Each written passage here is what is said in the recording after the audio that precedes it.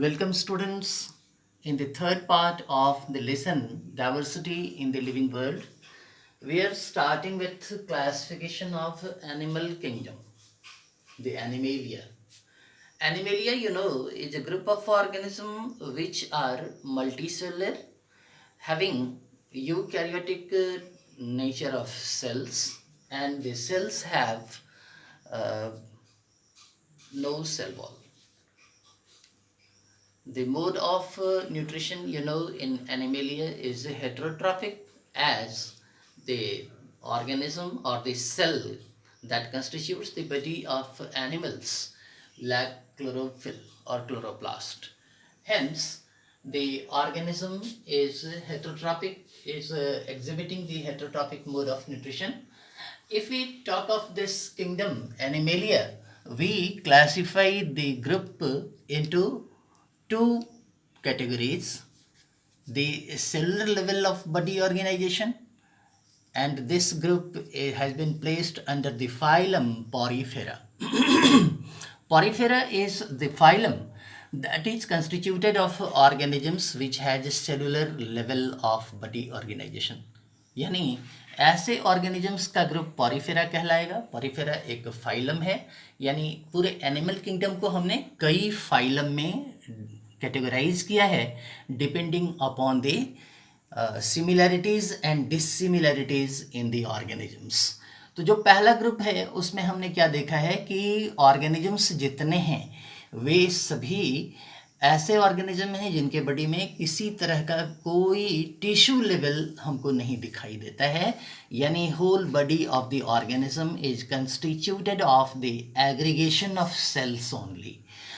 ऐसे ऑर्गेनिजम्स को हमने पॉरीफेरा नाम इसलिए दिया है क्योंकि the whole body is porous. ऐसे ऑर्गेनिज्म का पूरा बॉडी जो है ये पोरस होता है और इसीलिए इस फाइलम को हमने पॉरीफेरा में रखा है.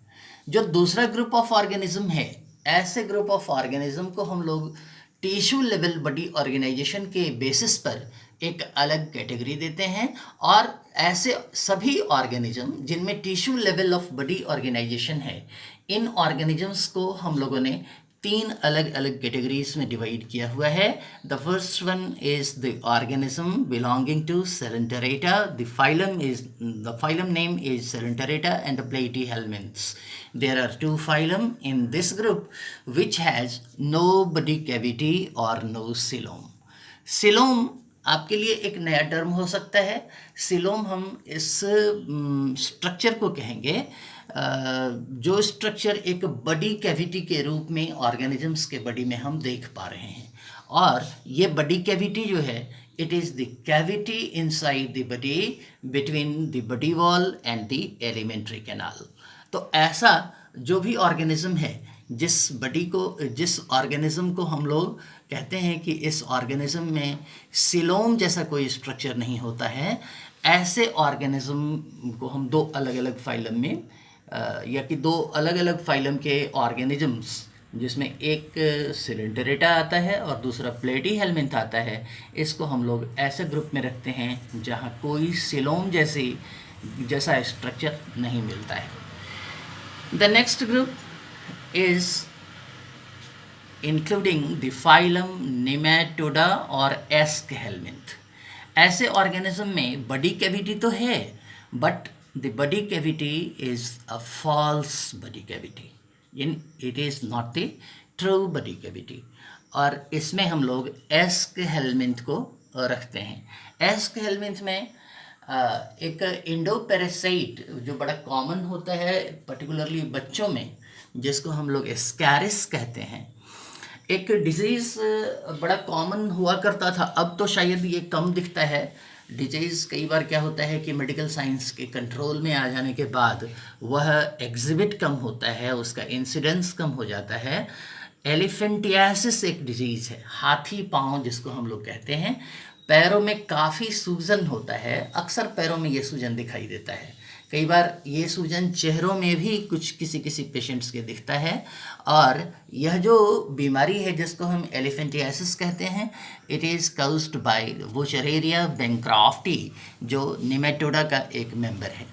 जो थर्ड ग्रुप आता है ऑर्गेनिजम्स को जिसमें कि टिश्यू लेवल बॉडी ऑर्गेनाइजेशन है, ऐसे ऑर्गेनिजम्स का जो तीसरा एक ग्रुप है जिसको हम लोग सिलोमेट कहते हैं, यानी ऐसे ऑर्गेनिज्म में हमको ट्रू सिलोम मिलता है।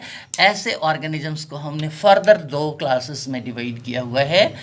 पहला जो ग्रुप है उसमें जो सिलोम पाया जाता है, सिलोम तो मौजूद है चूँकि ये इसमें सिलोम नहीं है। पहला जो ग्रुप है जिसमें सिलेंटरेटा और प्लेटीहेल्मिंथ आता है। दूसरा जो है वो फॉल्स सिलोम का ग्रुप है, ऐसा ऑर्गेनिज्म जिसके बॉडी में फॉल्स सिलोम पाया जाता है, इसमें हम लोग नेमेटोडस को रखते हैं। और जो थर्ड ग्रुप है जिसमें कि ट्रू सिलोम, जो जिसमें सिलोम पाया जाता है, जिन्हें हम सिलोमेट कहते हैं, ऐसे ऑर्गेनिज्म को हम फर्दर 2 पार्ट्स में डिवाइड करते हैं, जिसमें पहला जो ग्रुप है उसमें सिलोम मौजूद है and it is formed by the splitting of mesodermal layer of the body, germ layer rather. तो इसमें आने वाले जो अलग अलग फाइलम हैं उसमें पहला फाइलम है एनिलिडा, जिसके मेंबर्स में हम लोग अर्थवर्म को देखते हैं।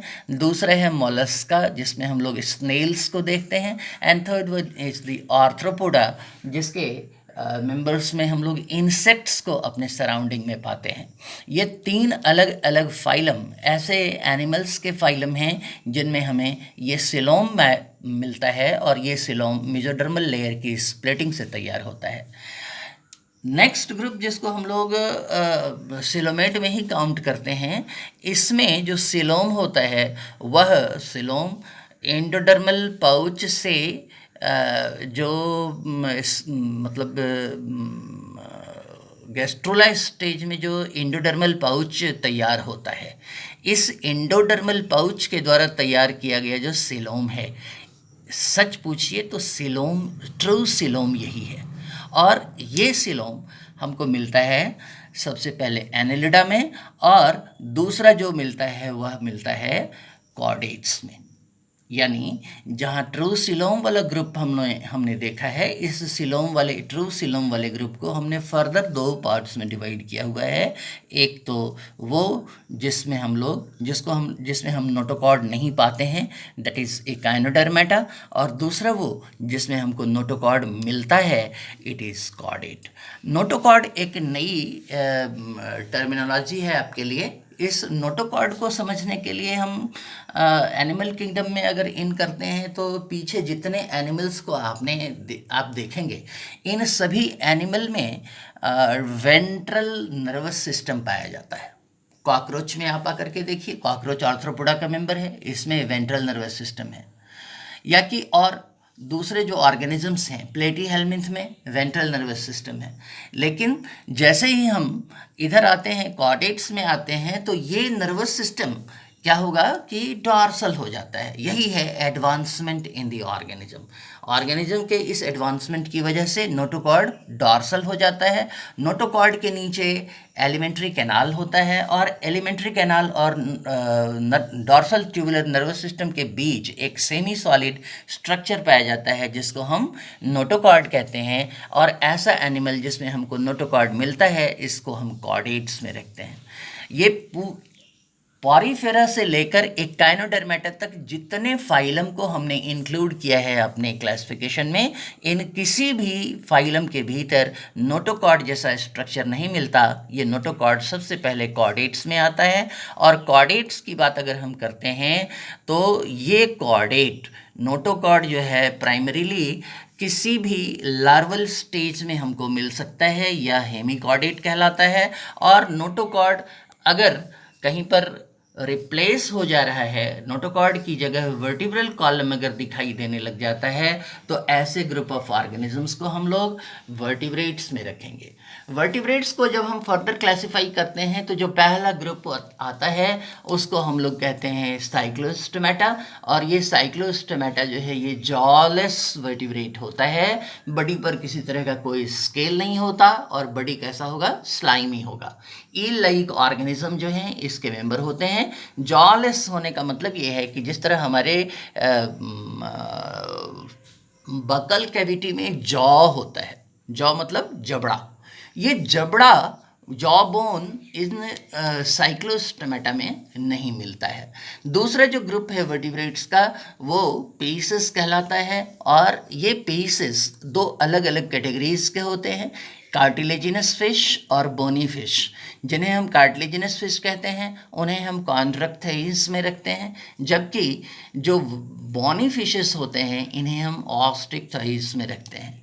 बोनी फिशेस और कार्टिलेजिनस फिशेस में इंडोस्केलेटन का डिफरेंस होता है। ये इंडोस्केलेटन कार्टिलेजिनस फिशेस में कार्टिलेज हुआ करता है, जबकि बोनी फिशेस में यही इंडोस्केलेटन बोन्स का बना हुआ रहता है। ठीक है। इसके बाद जहाँ तक रेस्पिरेशन का सवाल है तो रेस्पिरेशन फिशेस में गिल से होता है, और गिल के अलावा एक और बहुत इम्पॉर्टेंट स्ट्रक्चर जो फिशेस में हमें देखने को मिलता है कि बॉडी जो है वह एक एक्सोस्केलेटन से कवर्ड होता है, जिन्हें हम क्या कहते हैं, स्केल्स कहते हैं। और ये स्केल्स भी साइक्लॉइड और प्लेक्वाइड, दो अलग अलग तरह के स्केलेटन, एक्सोस्केलेटन हमको मिलता है। इसके अलावा जो तीसरा ग्रुप है वो है एम्फीबियंस का, और एम्फीबियंस का मतलब होता है कि living in both the habits. आज हम लोग आगे नहीं कंटिन्यू कर सकेंगे, नेक्स्ट बचे हुए हिस्से को हम लोग अगले वीडियो में देखेंगे।